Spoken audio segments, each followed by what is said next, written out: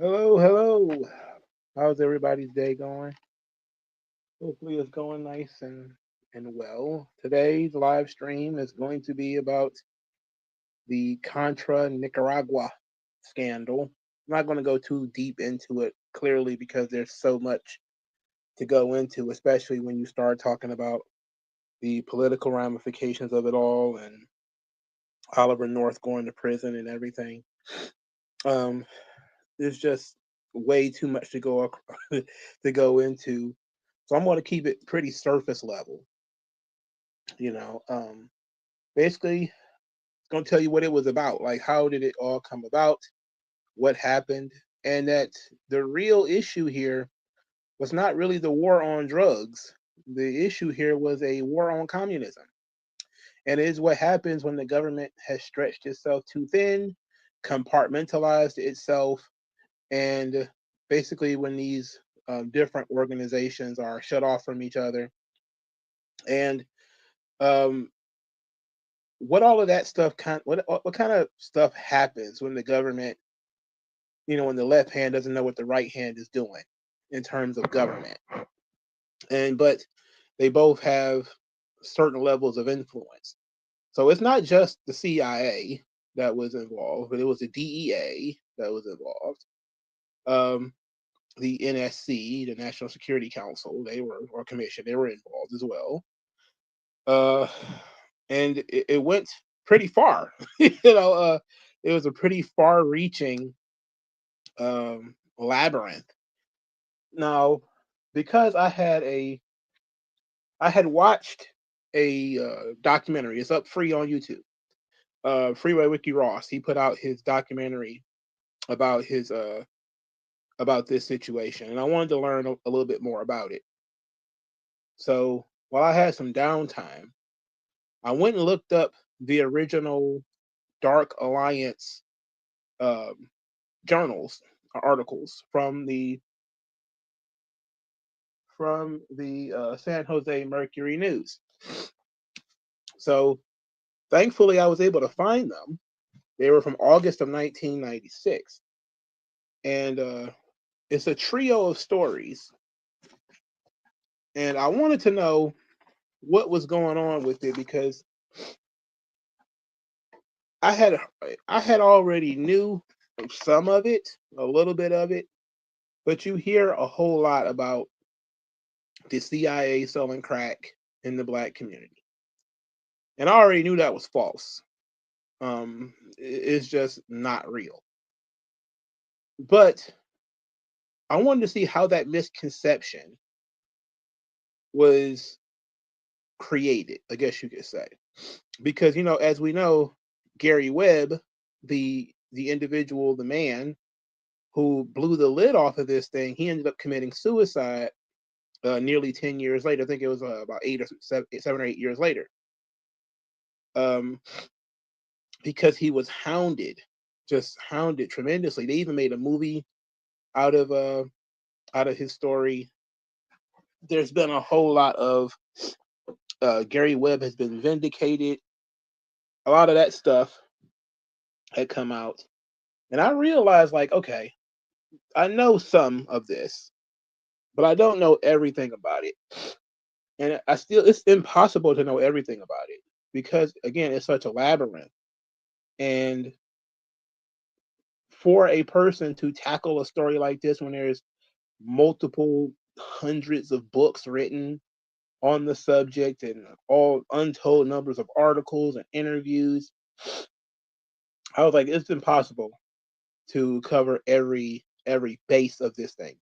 So I decided I'm just going to cover the three articles mentioned and a little bit of ancillary information because part of how the mythology around this story was created, it was created because most people didn't read the original articles, you know, and a lot of the criticism that he received is because people misinterpreted the original articles.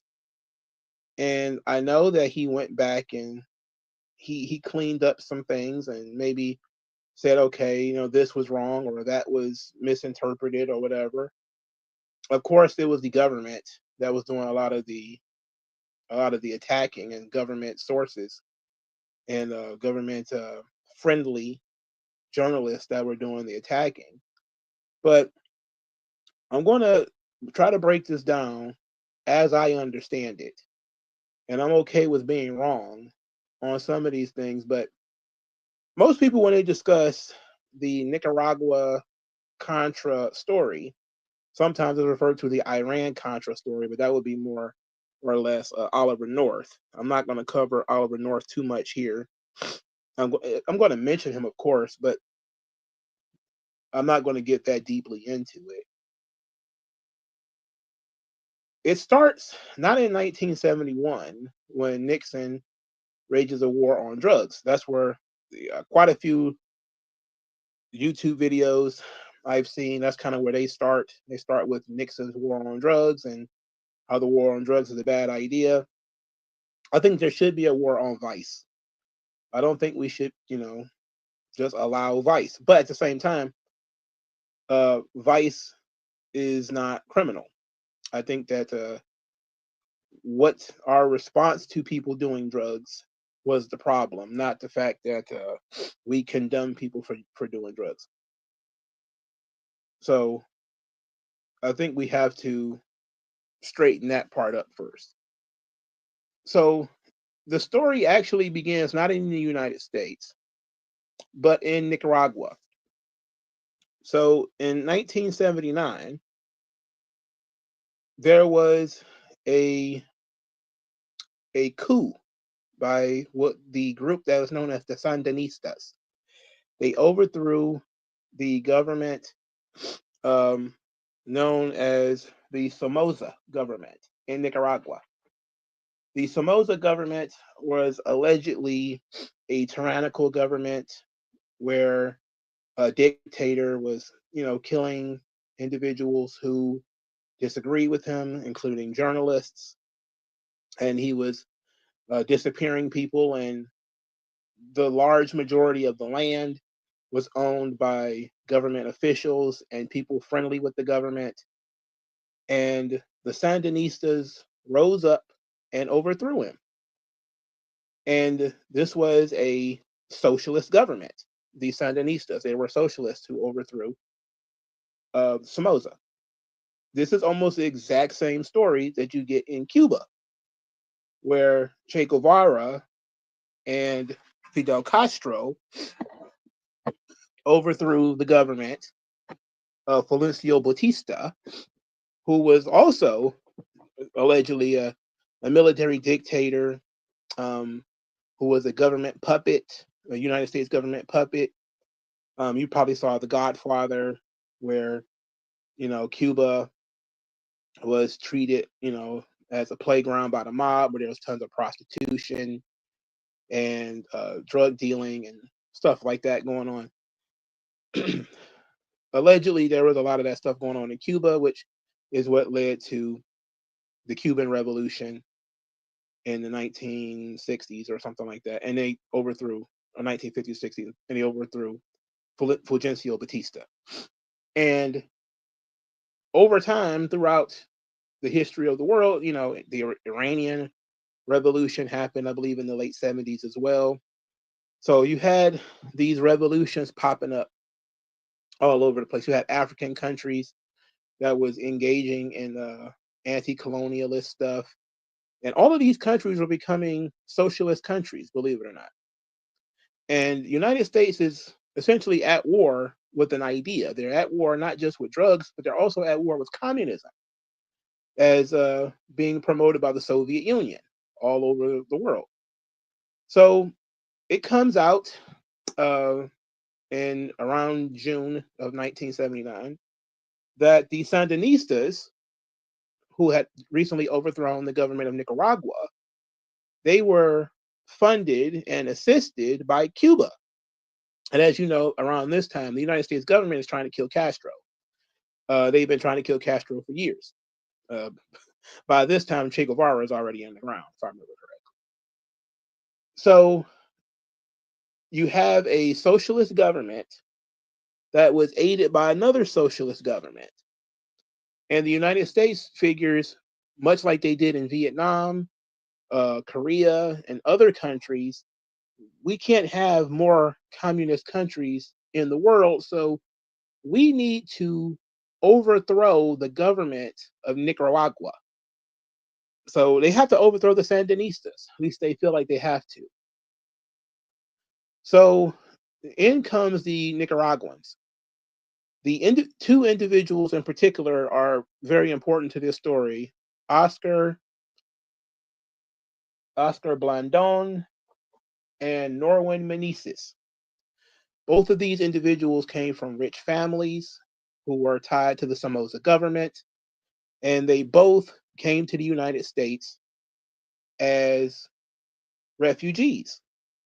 Um, if I remember correctly, Blandon's family had property taken away from them by the Sandinistas because that's land redistribution. It's one of the top things that the Sandinistas did because that's what communists do.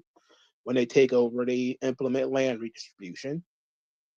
And Meneses, he had brothers that were in Somoza's military. So you had two very wealthy families, and they were both displaced when the Sandinistas took over. So Norwin Meneses and Oscar Blandon both come to the United States. Now, Norwin Meneses, he has a bit of a reputation. He is known as what's I wanted to put it in Spanish, but he's known as the king of drugs. He's a drug dealer. But he comes from a rich family, but he had started dealing drugs right before the government was overthrown. So once he comes to the United States as a political refugee, he hooks up in he ends up living in the Bay Area in San Francisco. And around this time, he hooks up with this guy by the name of Oscar Blandon. And Blandon is also displaced. He flees to the United States. And they're trying to cook up an idea of how to help this desperate group of individuals that had stayed behind. Because again, when countries are overthrown, much like what took place in Vietnam, is there started being a lot of Vietnamese, or they started coming to the United States. The same thing happened in Nicaragua, and the same thing happened in Afghanistan, in Iran.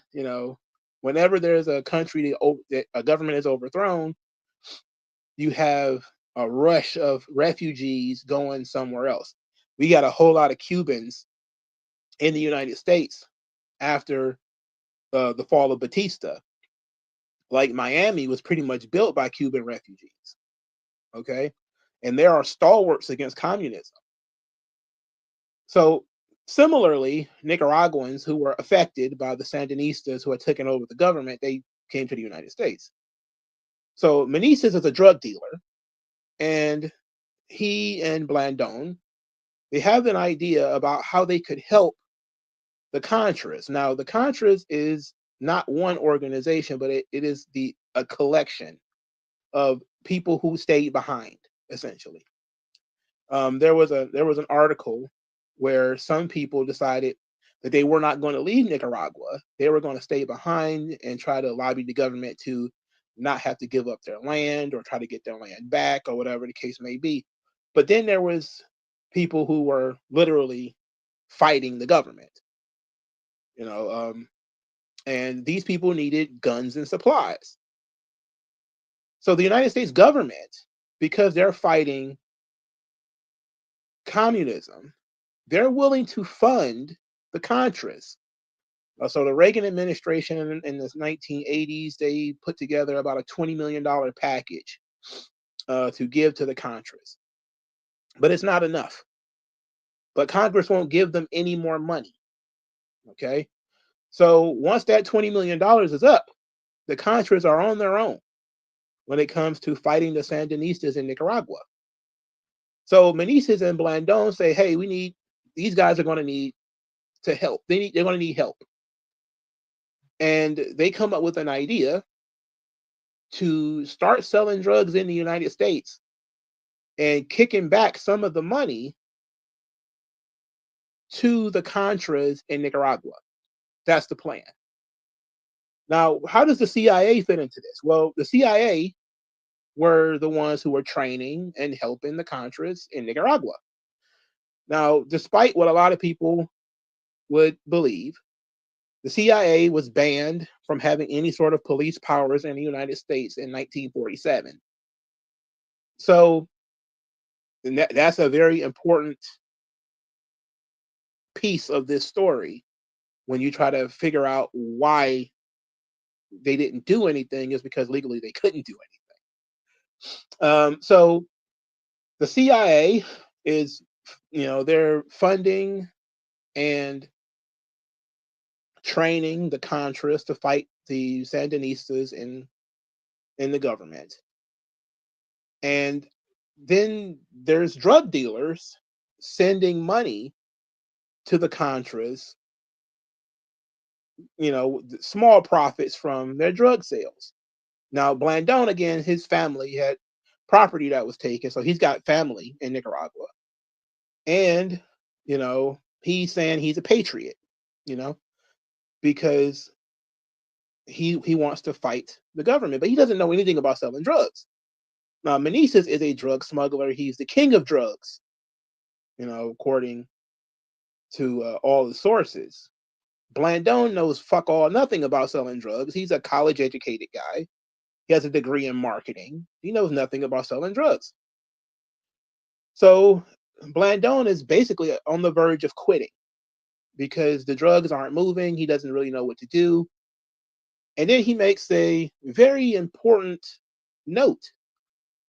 He says, well, I don't know how to sell drugs. I don't know what to do. I'll get somebody to sell the drugs for me. So he finds another Nicaraguan refugee whose name I didn't write down. And that gentleman finds a guy by the name of Ricky Ross. And through Meneses, Blandón is getting cocaine from Colombia and some of it from Nicaragua and other places. And they're funneling it into the hood via Ricky Ross. So Rick Ross is buying cocaine from the Nicaraguans to help fund the war in Nicaragua. Okay? Now, Ricky Ross is 19 years old. He's illiterate. Can't read, can't write. He had started selling drugs before he even met Oscar Blandón. So that's one of the things that whenever you hear this whole sob story about Rick Ross being a pawn or whatever, he was selling drugs before he even met Oscar Blandón. All right. So they were selling cocaine, and then obviously these guys found out about crack, how to make crack. Now, crack is a bit of a separate thing because crack is, the Nicaraguans weren't selling crack. Okay, they were selling cocaine. But the hood was turning it into crack. They were the ones turning it into crack, all right? Because they had figured out that in Colombia, they were making cocaine paste. And it was called Basuco, I think it was called. Basuco, which is like a cocaine paste that they make and smoke. Okay? And in trying to make the cocaine paste, they ended up making crack. It was a completely by accident that they made crack. And once they made crack, which had a more intense high than cocaine,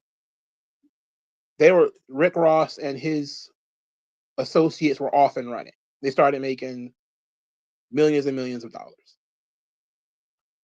So what we get from this situation now is in 1996, after a lot of these guys have been arrested and all this sort of stuff, Gary Webb finds out about it, and he writes a story in the San Jose Mercury News.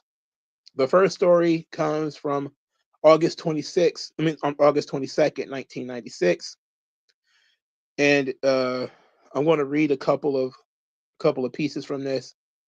He says, the union of a United States-backed army attempting to overthrow a revolutionary socialist government and the gangsters of Compton and South Central Los Angeles. This is where a lot of people get that the CIA was in on it, because they say, well, the Contras, they had help from the CIA. Well, the CIA were helping them, and of course the CIA did know they were selling drugs, and they didn't care because they had no police powers in the United States. This is what I mean by the left hand doesn't know what the right hand is doing. The CIA knows that there are drug dealers funneling money into Nicaragua. They know this. How do they know this? Because the other side was doing it too. The government that overthrew Somoza, they were also selling drugs, and they were getting guns from Cuba and Costa Rica. This stuff is completely broken down. They knew this at the time, that the Cubans were funneling guns and money to the Sandinistas to help them overthrow the Somoza government. So now, as an easy way to make money, the Contras are doing the same thing. So Gary Webb or White Steve Stories with Freeway Ricky Ross, man, started to pawn the guy who's kind of stuck in the middle. So he continues later, says drug cash for the Contras. The court records show that the cash was then used to buy equipment for a guerrilla army named the Fuerza Democrática Nicaragüense, known as the Nicaraguan Democratic Force, or the FDN, the largest of the several anti-communist groups commonly called Contras. The FDN's war is barely a memory. Black America is still dealing with its poisonous side effects. Urban neighborhoods are grappling with the legions of homeless crack addicts. Thousands of young Black men are serving long prison sentences for selling cocaine, a drug that was virtually unattainable in Black neighborhoods before members of the CIA's army brought it into South Central in the 1980s at bargain basement prices.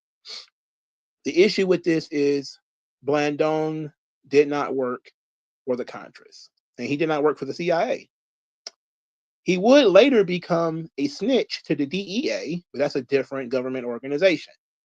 Again, this is the left hand doesn't know what the right hand is doing. The DEA, it is their job to oversee drug dealing and drug smuggling, etc. That's not the CIA's job. So they don't care if you're selling dope. It's helping their objective, so they don't give a shit.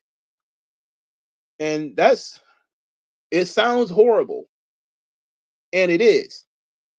But understand, by this point in time, the government has already been involved with similar stories with Whitey Bulger in Boston, who, if you've seen the movie The Departed, he was an FBI snitch. He was a snitch for a really long time, but he was allowed to get away with all sorts of murders and all kinds of crimes because he was a snitch, and they let it happen.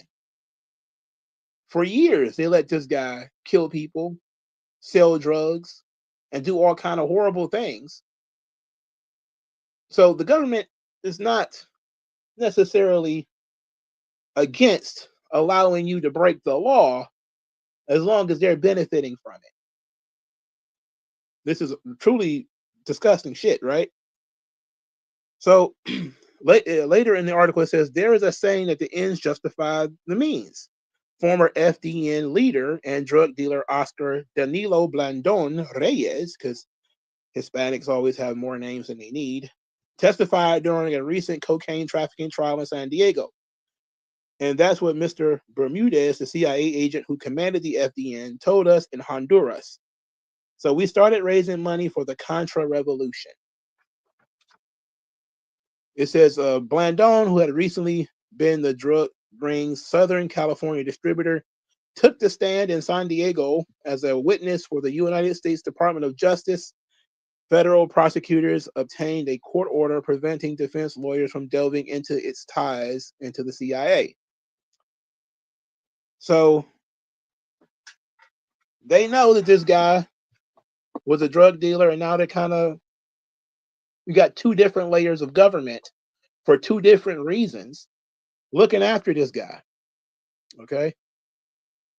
So it says from 1982 to 1988, the Contras, run by the American and Nicaraguan CIA agents, waged a losing war against Nicaragua's Sandinista government, the Cuban-supported socialist who'd overthrown a U.S.-backed dictator, Anastasio Somoza, in 1979. It says Blandon, who began working for the FDN drug operation in late 1981, testified that the drug ring sold almost a ton of cocaine in the United States in a year, $54 million worth at prevailing wholesale prices. Blandon testified that whatever we were running in LA, the profit was going for the Contra Revolution. Later, it was found out that they actually did not give a lot of money to the Contras. That Blandon might have been a patriot because he had property stolen, but Meneses didn't give a shit. He sold drugs for both sides. So this was revealed much later when Meneses was in prison in Nicaragua, that he was actually selling drugs for the Sandinistas as well. So if you thought there was any honor among drug dealers, you could forget it. It says at the time, Blandon was a full-time informant for the Drug Enforcement Administration, which got him out of prison in 1994. Blandon admitted to crimes that have sent others away for life. The Justice Department turned him loose on an unsupervised probation after only 28 months. 28 months, that's what he got for selling drugs in the United States. It says Danilo Blandon is in charge of a sophisticated cocaine smuggling and distribution organization operating in Southern California, said LA County Sheriff Tom Gordon. The monies gained from the cocaine sales are transported to Florida and laundered through Orlando Murillo, who is a high-ranking officer of a chain of banks in Florida named Government Securities Corporation. From this bank, the monies are filtered to the Contra rebels to buy arms in the war in Nicaragua. Later it says, Blandon has also implied that his cocaine sales were for a time CIA approved. He told a San Francisco federal grand jury in 1994 that once the Contras began receiving American taxpayer dollars, the CIA no longer needed his kind of help. Now, as we said before, $20 million is what they were told they were going to get. Once that $20 million was up, they were on their own again. So we're going to continue. I think we're going to go to the next story. The next story came out, again, August 22nd, 1996. El Salvador's Air Force was deeply involved with the cocaine flights. The Contras and drug dealer Oscar Danilo Blandon, cocaine supplier Norwin Meneses. Meneses is friends with a pilot by the name of Marcos Aguado, a Nicaraguan who works for the Salvadorian Air Force. Aguado was identified in 1987 as a CIA agent who helped the Contras get weapons. Aguado admitted his role in that deal in a videotape deposition taken by the United States Senate subcommittee that year. It says Robert Owen, a courier for Lieutenant Colonel Oliver North, testified he knew Aguado was a Contra pilot. In 1985, the DIA assigned to El Salvador Celerino Castillo III began picking up reports that cocaine was being flown to the United States out of hangars 4 and 5. In January 1986, Castillo began documenting the cocaine flights. Castillo says basically the bottom line is that it was a covert operation where they, the DEA, were covering it up. So now they're saying the DEA and the CIA know what's going on, and they're not doing anything about it. All right. So they go into a little bit more. Blandone swore he didn't plan on becoming a drug dealer when he landed in the United States with $100 in his pocket. He said he did it out of patriotism. Again, appealing to the United States and their hatred of communism. And this whole thing, they're playing up Ricky Ross as being sort of a middleman who didn't know about all this stuff, which of course, how could he have known? It says, we're going to continue. Says President Reagan had given the CIA the green light to begin covert paramilitary operations against the Sandinista government. But Reagan's secret December 1st, 1981 order permitted the spy agency to spend only $19.9 million on the project, an amount the CIA acknowledged was not nearly enough to field a credible fighting force. This is where Blandone and Meneses came up with the idea to raise money via selling drugs. Rey de la Droga, the king of drugs. Norman Meneses was under active investigation by the DEA and the FBI for smuggling cocaine into the United States. So we got the CIA, the FBI, the DEA, all the alphabet organizations are involved with this. They're watching different individuals in this scenario. And he's got two brothers who were generals in Somoza's army. He came also to the United States in July of 1979 as a political refugee.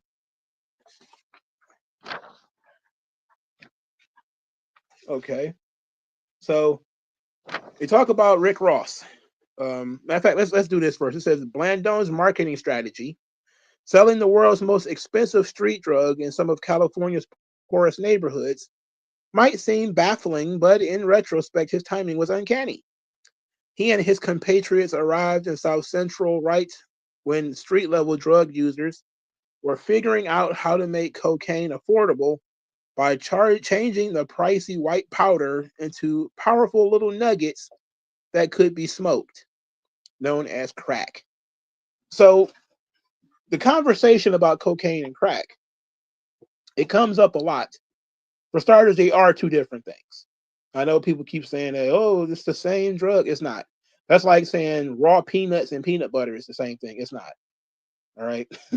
it's not the same thing. It might have the same active ingredient, but it's not the same thing. Okay. It has different effects. One lasts longer than the other one, more addictive than the other one. They're different. They're different enough to be considered two different drugs. But they're figuring out how to make crack. But they say, hey, there was not a lot of cocaine in the hood because cocaine was expensive. The hood mostly had heroin. So before the 1980s, the drug of choice in a lot of black neighborhoods was heroin. If you remember The Wire, Avon Barksdale, who is a real person, by the way, his business was selling heroin.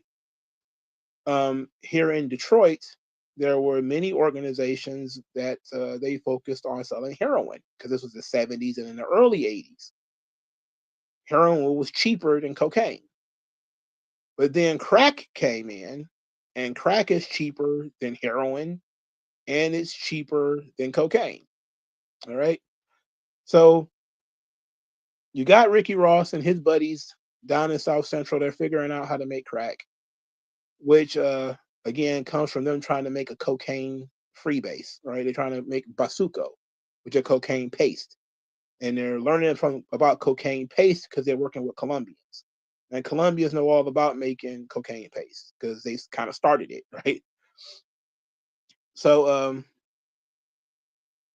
it says, thanks to a network of friends in South Central and Compton, including many members of the various Crips gangs, the pair steadily built up clientele, the pair being Ricky Ross and Henry Corrales. Henry Corrales is the individual who was the middleman between Blandone and Ricky Ross for a while.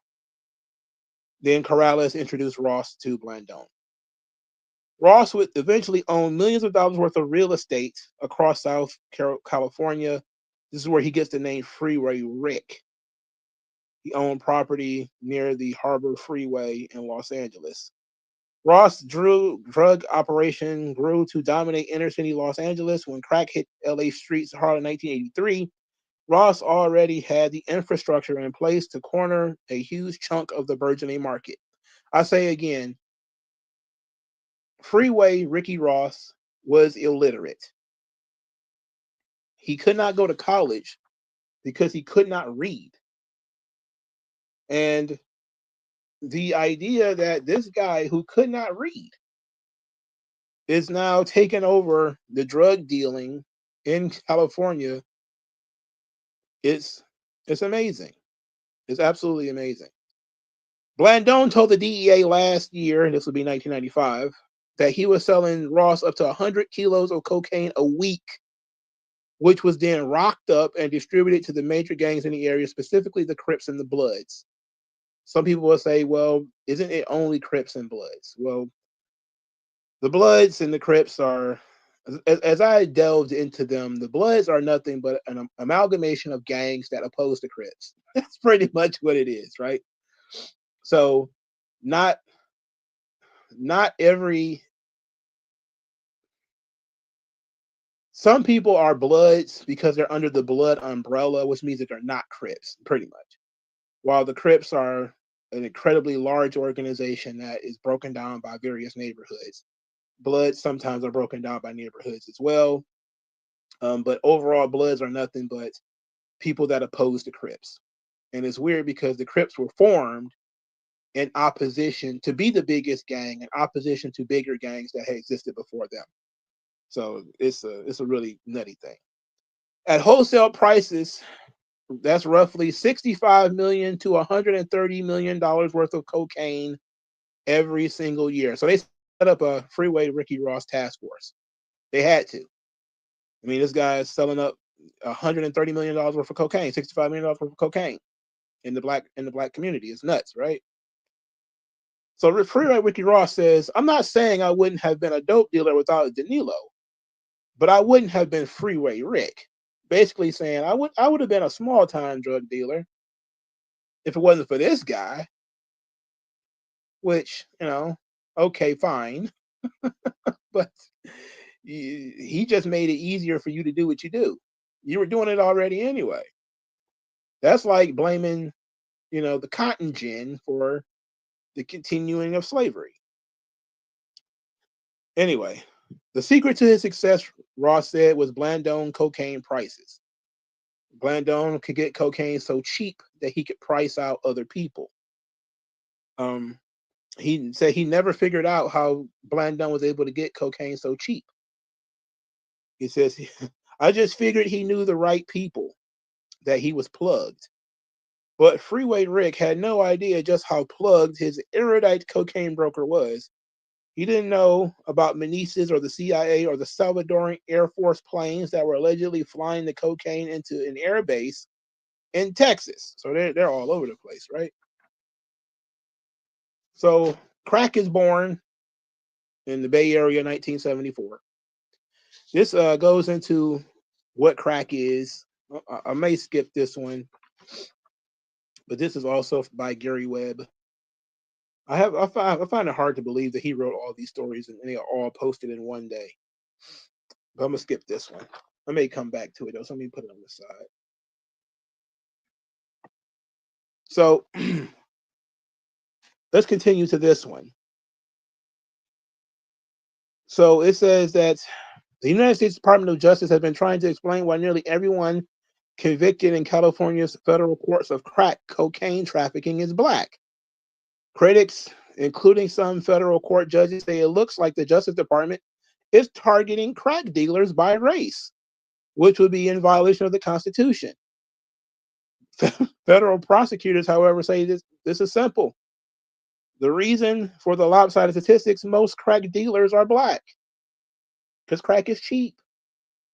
This is common sense, right? And this conversation continues forevermore. It's a conversation we're still having today. about the cocaine crack distinction. You're getting more time for selling a cheaper product. Usually a product that, if you actually take it into account, does more damage to the person. They buy more of it, and there's more violence around it.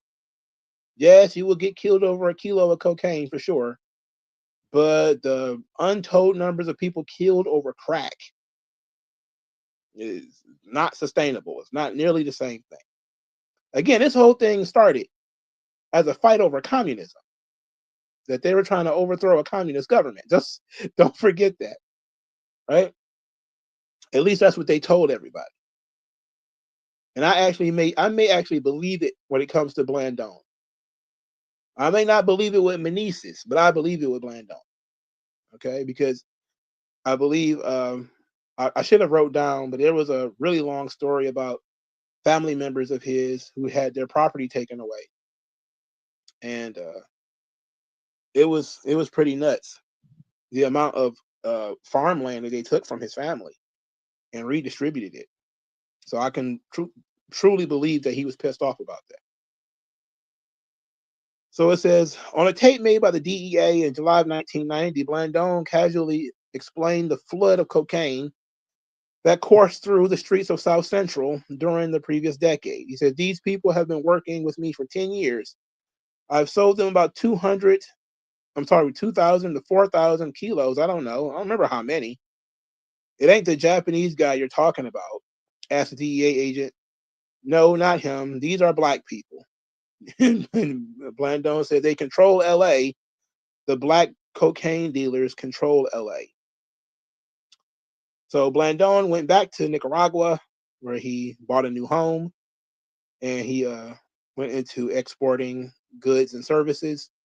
Now, you may ask yourself, why did he go back? Well, because if I remember correctly, the Sandinista government ended up collapsing. They didn't last very long because they spent a lot of their resources fighting the Contras. And of course, communism doesn't work. So when they were spending up a bunch of resources and to fight the Contras, in addition to communism not working, some people ended up going back, and this guy ended up going back. Now, Ricky Ross is upset with the government for not arresting Blandon because he sold more dope, let's say, not crack, cocaine, than he did, which might be true, but you sold cocaine crack rocks, and then you did it to more people. Because Freeway Ricky Ross, as we're going to reveal a little bit later, is responsible for the spread of crack throughout the United States, not just in the black community of South Central, but also in other places in the United States. We'll get there in a second. So it says, it wasn't until January 1987, when crack markets were popping up in major cities all over the nation, that law enforcement brass decided to confront LA's crack problem head on. They formed the Freeway Ricky Ross Task Force, a cadre of veteran drug agents whose sole mission was to put Rick Ross out of business.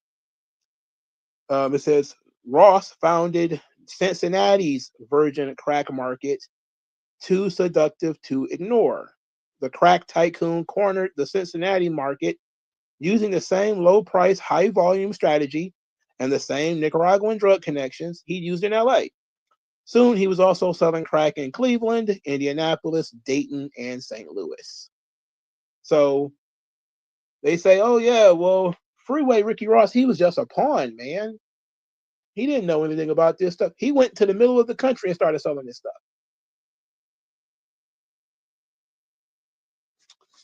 It wasn't just crackheads in California. He turned crackheads out in Cincinnati and a bunch of other places too.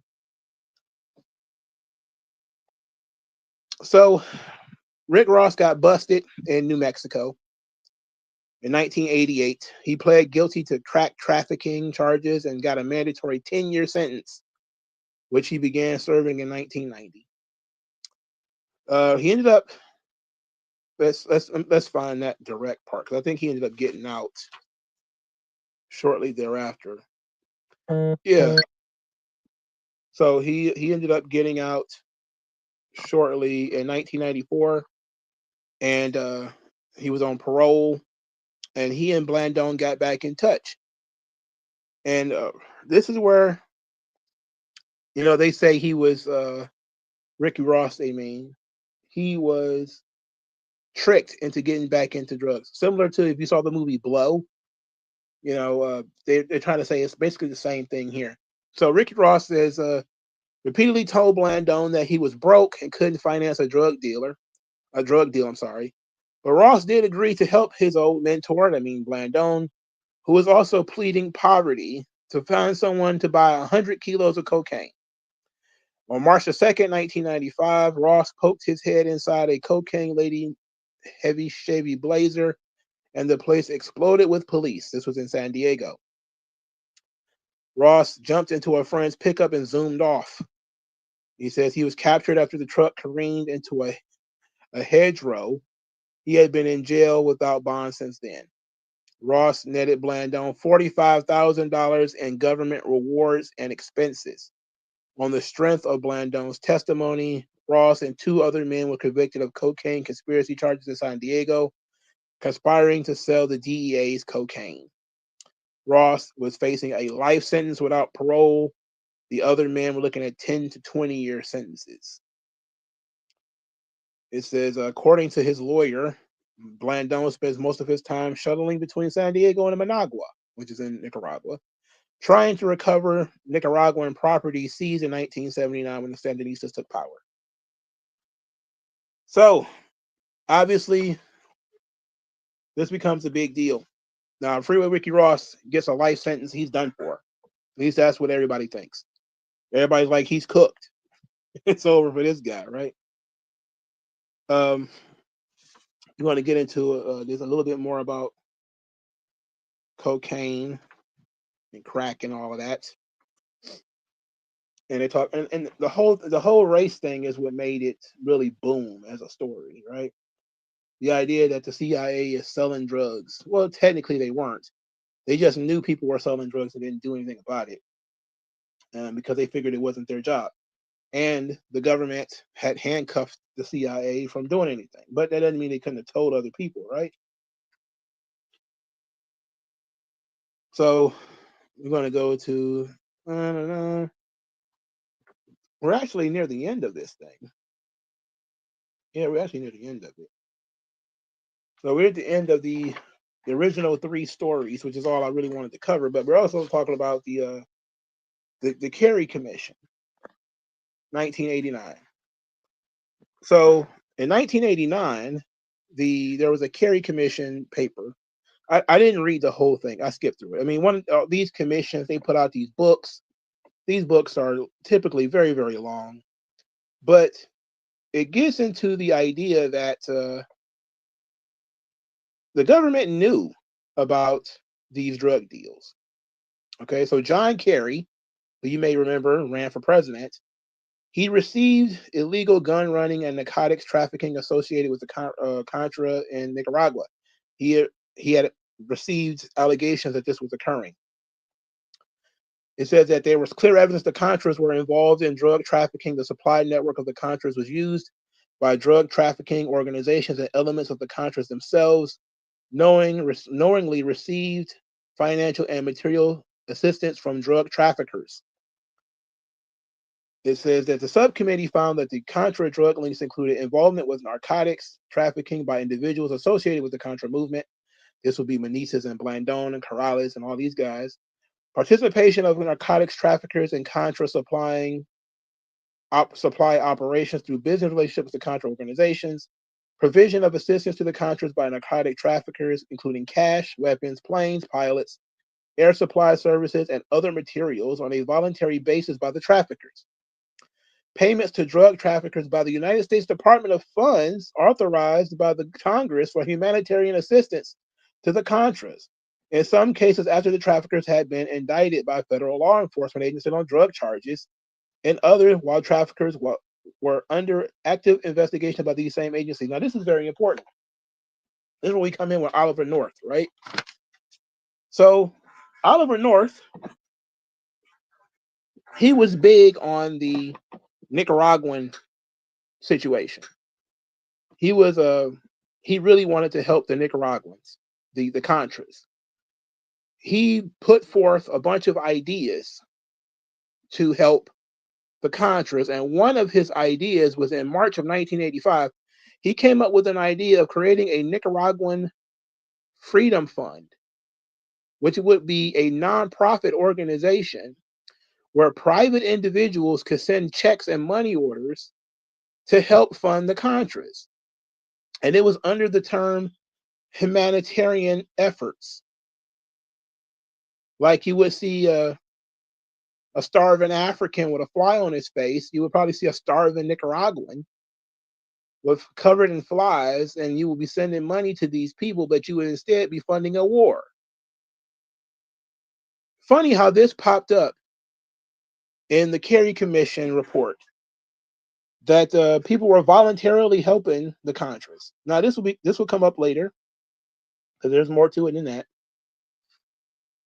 It says the subcommittee found that the links that were forged between the Contras and drug traffickers were primarily pragmatic rather than ideological. The drug traffickers, who had significant financial and material resources, needed the cover of legitimacy for their criminal enterprises. So they say, hey, we're just trying to help. This is Meneses. He's a liar, by the way, because he was doing all this stuff before.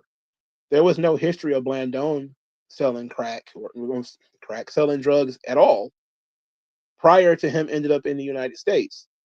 But Meneses was selling drugs for 4 or 5 years before he even met Blandone. So it says drug traffickers were attempting to exploit the desperate conditions in which the Contras found themselves. Individual members of the Contra movement might have been involved, but without the authorization of the resistance leaders. Now, this is their way because the Contras are their guys. They're our guys. They're anti-communists. So we're trying to come up with a way to babyface these guys. So we're saying, look, there might be some rogue elements in the group. There might be some guys in there who are selling drugs, but they're not our guys, right? Oh, brother. So it says later, 1987, August, the CIA Central American Task Force chief became the first United States official to revise that assessment to suggest instead that the links between the Contras and the Southern Front and Costa Rica, the narcotics trafficking was in fact far broader than acknowledged by the State Department in 1986. So they knew about this in 1986. The government knew for a long time that this was happening. It says in spring of 1986, even after the State Department was acknowledging there were problems with drug trafficking in association with the Contra activities, the Justice Department was adamantly denying that there was any substance to the narcotics allegations. Now, again, this book was printed in 1989. And Gary Webb article came out in 1996. So they're denying it in 1989. Okay. So this is page 39 of the Kerry Commission. It says the use of narcotic profits by armed resistance groups was commonplace in covert wars. It says drug trafficking was associated with the revolution in Nicaragua, began in the late 1970s with the Sandinistas attempting to overthrow the regime of Anastasio Somoza Debayle. At the time, the Sandinistas were supported by most governments in the region. Those governments provide with money, weapons, and sanctuary they needed to overthrow Somoza. Costa Rica, which has dozens of unsupervised airstrips near the Nicaraguan border, became an important supply and staging area for the Sandinistas. These airstrips were used by Noriega, that would be Manuel Noriega, and others for shipments of weapons to the Sandinistas. An interesting bit that I learned also throughout this is that Manuel Noriega, before we got rid of him, he actually made us an offer. He made the government an offer to kill the Sandinistas if we would leave him alone. He promised to take these guys out for us. It didn't happen. Might have been easier to deal with him, right? So it says former Costa Rican law enforcement officials told the subcommittee they were instructed to keep their narcotics investigators away from the Nicaraguan border during the Sandinista revolution. So they didn't want anybody to know that there was drugs being used and sold and monies being used in these situations. A number of Costa Ricans were suppliers for the Sandinistas. When the Sandinista insurgency succeeded in 1979, smuggling activity in northern Costa Rica did not stop.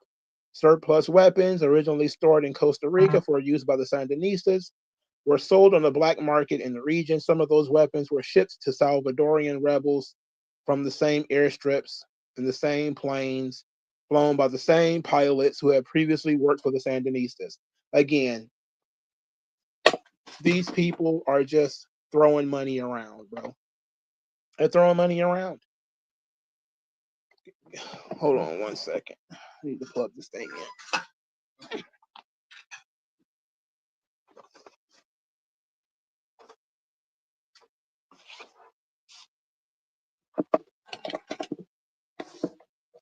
They're doing whatever it takes to stay in business, dog. It's that simple.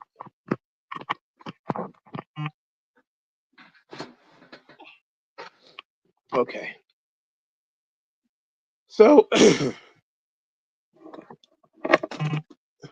what is going on?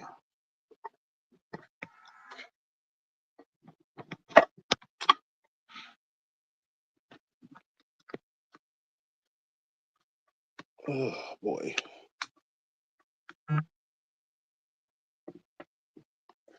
All right. Let's see if it stays. I'm not going to do this too much longer. I don't think my device is going to stay charged. All right. So it says that, let's skip ahead. Lieutenant Colonel Oliver North suggested to the DEA in June 1985 that 1.5 million in drug money carried aboard, a plane piloted by DEA informant Barry Seal and generated in a sting from the Medellin cartel and the Sandinista officials be provided to the Contras. While the suggestion was rejected by the DEA, the fact that it was made highlights the potential appeal of drug profits for persons engaged in covert activity. So the United States government had the idea to sell drugs and funnel the profits to the Contras. They had that idea in 1985. The crazy thing is, it was already happening by this time. Now, here's where Oliver North actually wrote in a memo back in June of 85, during the Iran part of the Iran-Contra situation, is that Iran had taken some hostages. The United States wants the hostages back. What does Iran want for the hostages? Well, they want weapons. They want missiles.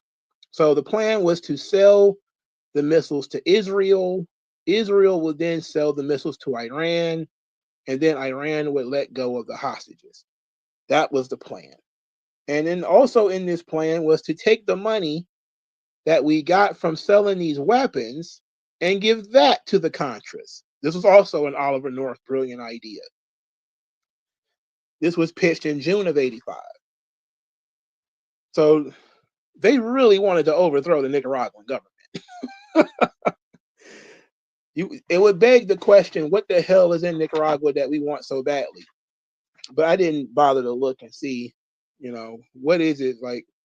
Did we have like some kind of private corporation that was operating in that space when the Sandinistas took over and flipped it? Kind of like what in Cuba, we had quite a few corporations there. We were also very friendly with the government, and when Castro came in, things got very difficult.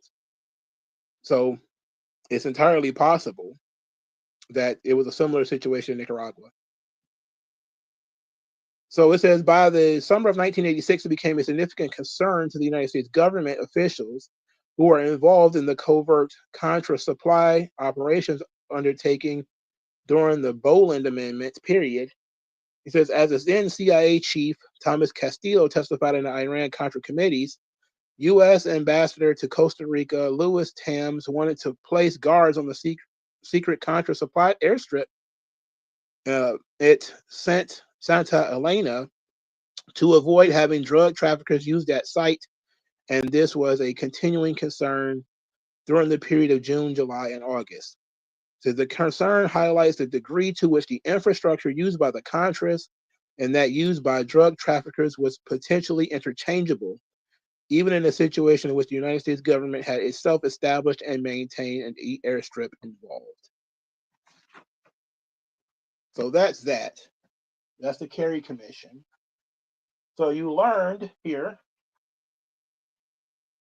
that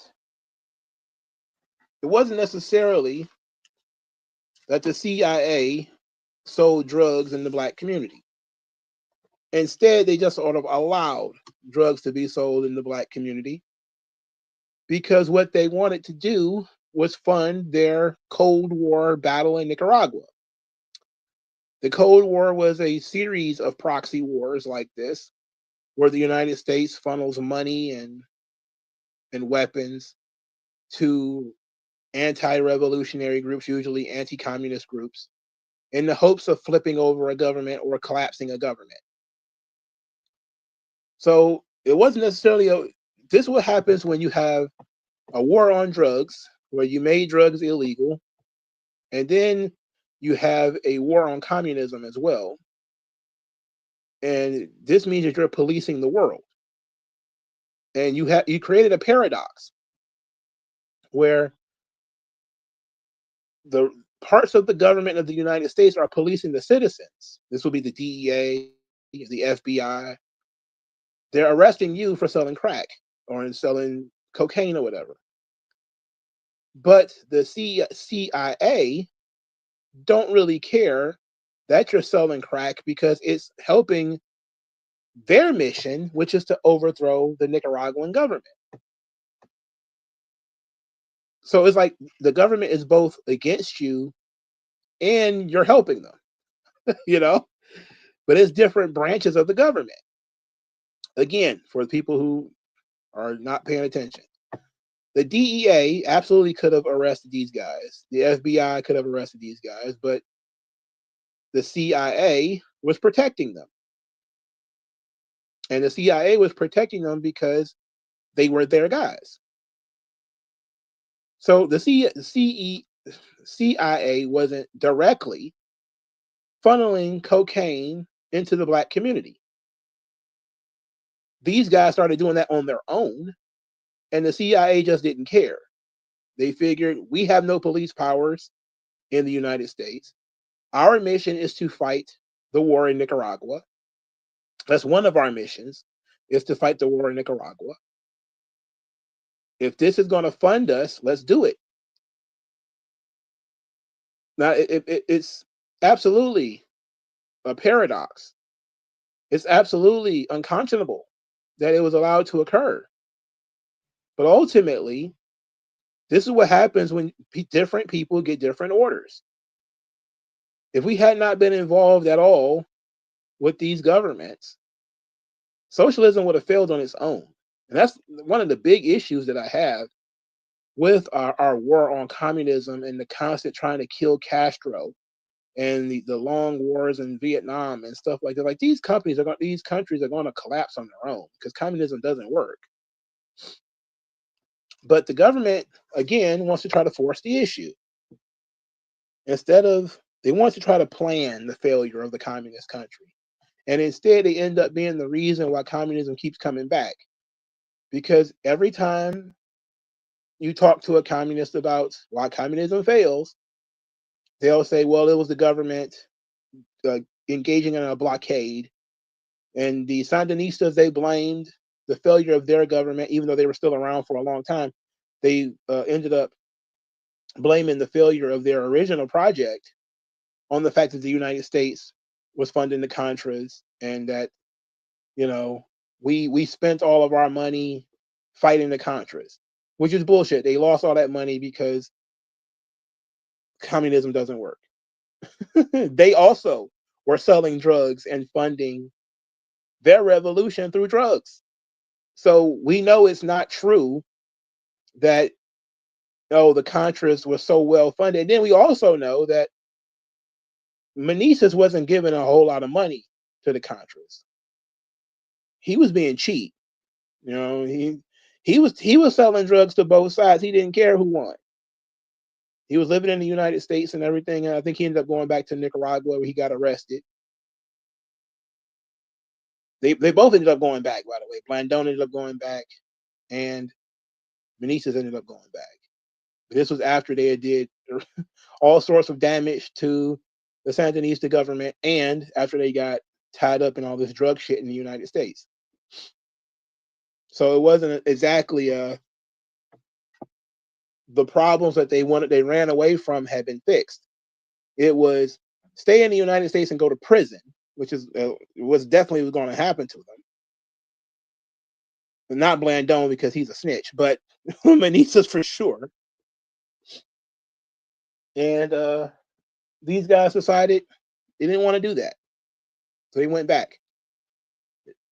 Similarly, how, you know, a lot of these 70s radicals moved to Cuba, you know, to escape persecution from the United States after, you know, you engage in killing police officers or whatever, right? So that's the bare bones of the Contra scandal. The United States government was trying to find the CIA was trying to find some way of funding the Contra revolution in Nicaragua. They tried doing things the legal way. They asked Congress for money. Congress gave them $20 million, but that's it. They couldn't get any more money after that. And then, to be quite honest, if I remember correctly, from one of the memos that I read, the government actually forbade them from helping them directly or indirectly. But they were still involved because it was a Reagan thing. Reagan wanted to stop the spread of communism. And so they started trying to drum up these sweet ways of funding the Contras. One of them was through missiles that you would sell to radical Muslims in Iran. I don't know why you would do that, but that was one of the ideas. And the other one was through drug sales. So they decided to go with the drug sales, man. And it's an interesting thing because obviously there's a lot more to it. Oliver North ended up going to prison, but he also ended up being released because his Fifth Amendment rights were violated. If I remember correctly, that's what it was. Which, you know, the Fifth Amendment right is the right to self-incrimination. But he was a stalwart on fighting the Sandinistas. He was a stalwart on that. Now, one of the reasons why this story has spread for so long, and I know you're probably going to hear what I say and then roll your eyes, but it's because we have such a communist government and so many communists in our government and so many communists in our system now, that the idea that we will be combating communism, that is abhorrent to them. Again, there was evidence that both sides were selling drugs.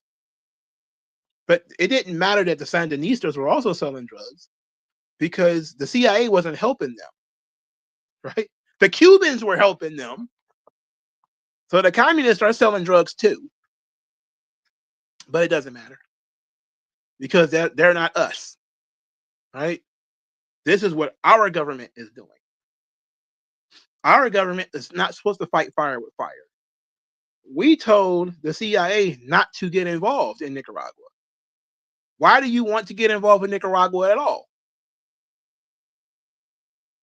And the blacks, Ricky Ross, all of his compatriots, all of these guys were just caught in the middle of it. At the end of the day, though, they still were doing something that was highly illegal, which is selling drugs. They were still involved with gangs and supplying drugs to gangs. They were still responsible for the gang violence. As a as a as a Blanchard Robinson, he recently did a video, and I haven't watched it yet, but the title is something illuminating, that even if Satan is holding the gun, you pulled the trigger, right? And that's exactly the situation here when Freeway Ricky Ross tries to present himself as this poor, put upon, illiterate guy who was caught up in the middle of something bigger than he could possibly have understood. Okay, let's say that. Let's say that these guys were the ones holding the gun. You still pulled the trigger. You still bought the cocaine. You still distributed the cocaine to various gangs. You distributed the cocaine across the country. You still did what the government said that you did. It didn't lie on you, and you weren't entrapped because you were doing this stuff beforehand. Now, there's no good guys in this situation. This is one of the most wonderful stories because there's no good guys. The Sandinistas are fucking communists who are taking people's property, displacing people, so they left the country. So they brought all their cocaine and bullshit to the United States, where these guys decided, oh well, you're going to be drug dealers now, and we're going to help overthrow that government. Those guys aren't good guys because they're engaging with funding a war where people are being killed. They're trying to get involved with assassinations. The government is not protecting the citizens, which is their actual job. They see that their citizens are being poisoned by the hundreds of thousands. But this is a very odd situation for me because in a libertarian society, the government would look the other way at drug dealing and people doing crack in the streets. The government shouldn't do anything about it. But when you look at the widespread damage, you realize that you can't be libertarian on the issue of widespread drug abuse and widespread drug trafficking. Because it's not just a matter of one person's personal use. And that issue, okay, we can't do anything about that. But when you're talking about major drug trafficking in this way, you're talking about people being murdered in the street over drugs. The black market is leading to people killing each other over this stuff. You can't be libertarian on this. You can't look the other way on it. So this led to the idea of benign neglect, where the black community thought that the government didn't care about them because the government didn't do anything about the spread of drugs in their neighborhoods. I want to look that up real quick because I want to close on that. Because this is how we ended up with the cocaine and crack sentencing.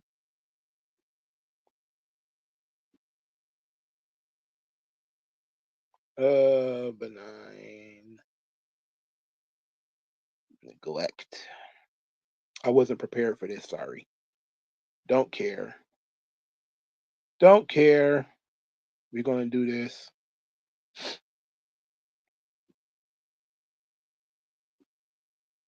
Do.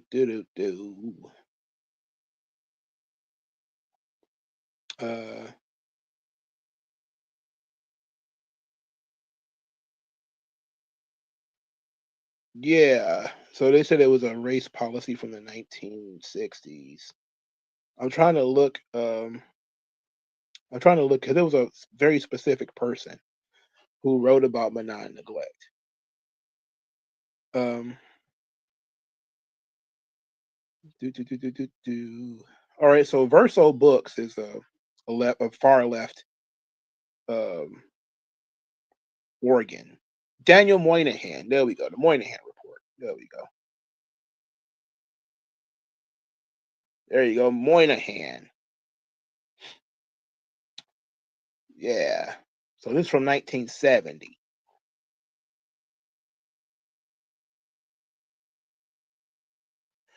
All right. This is happening. This is all coming together pretty fast for me. It's coming together pretty fast. Let me see if I can. Hopefully, I can look right. I can get right into this, and I don't have to search through it and look for the words.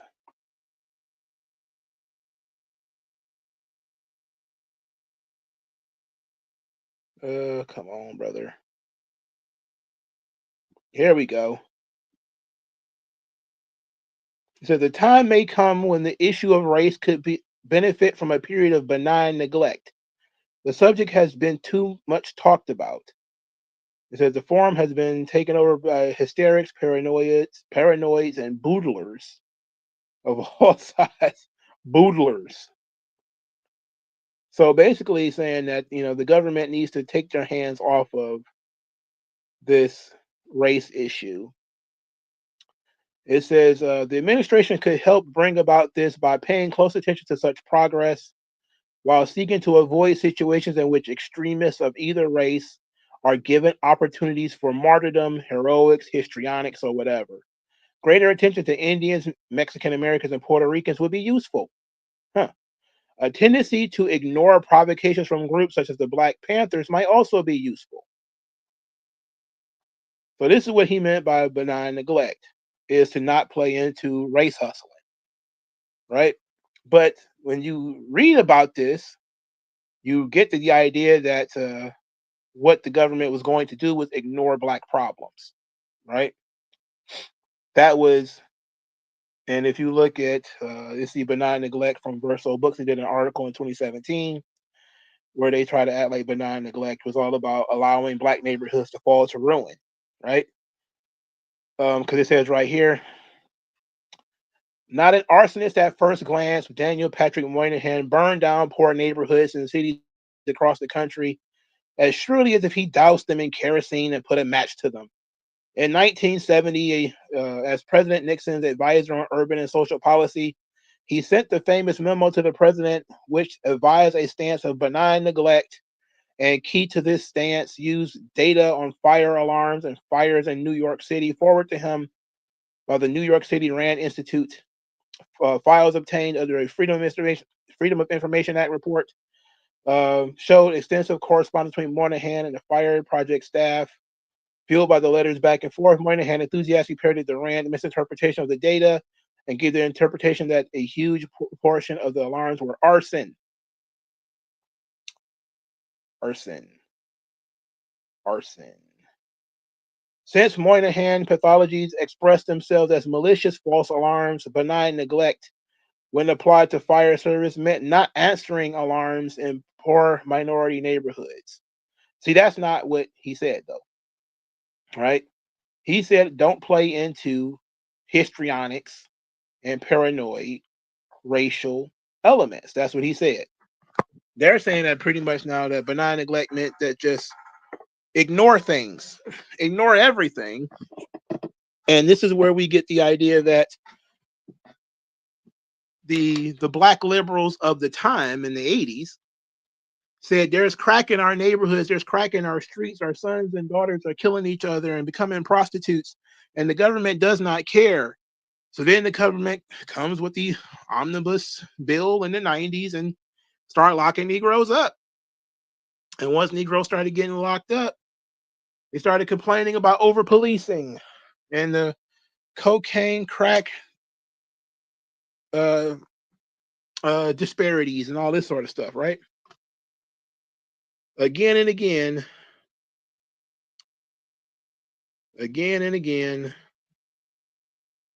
So it says, this is from Verso Books.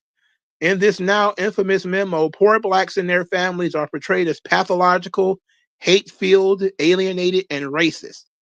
Because of segregation, he also attributes racism to young, educated, middle-class Blacks. He said the Black Panthers, who were, of course, being racial agitators. That was part of their gimmick. But we're not going to get into that. But that's where we get the idea of benign neglect, is that the government doesn't do what they're supposed to do in relation to black people. They don't try to protect black people. And one of the major things that upon, especially when I was in college and learning about this story, this Contra story growing up, is that the CIA either A, were selling crack in the black community and destroyed it on purpose, or B, they were selling crack in these neighborhoods and they allowed it to happen, and they didn't care what was going to happen, or C, they didn't sell crack, but they knew crack was being sold and they didn't care. Now, C was the one I heard the most. And C is actually the closest to the truth. But when you actually do a little bit more digging, you realize that the CIA has a very specific job that they were tasked with doing, and they couldn't overstep and do the DEA's job for them and the FBI's job for them, which is, again, the ridiculous function of government. So it's an interesting story. Of course, there's a whole lot more to it that I cannot get into. But thank you guys for your time. I'll talk to you guys later. Peace out.